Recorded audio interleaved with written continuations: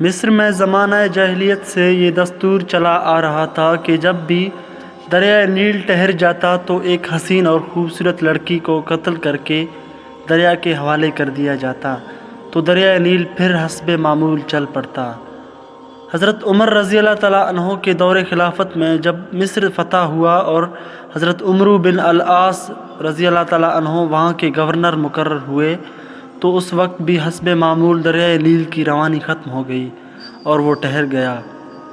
اس موقع پر حضرت عمرو بن العاص رضی اللہ تعالیٰ عنہ سے لوگوں نے اس دستور کا ذکر کر کے اس کے مطابق عمل کی اجازت چاہی۔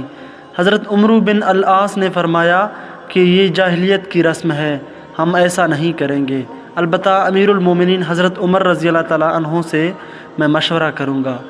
چنانچہ حضرت عمرو رضی اللہ تعالیٰ عنہ نے امیر المومنین کو خط لکھا اور اس واقعے کی پوری تفصیل بیان کر کے مشورہ چاہا۔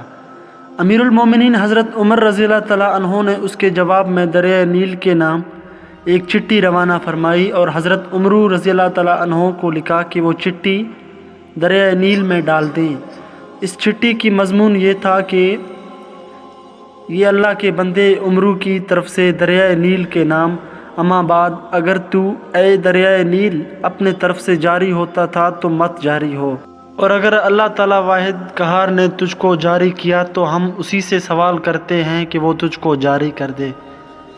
حضرت عمرو بن العاص نے یہ چٹھی دریائے نیل میں ڈال دی۔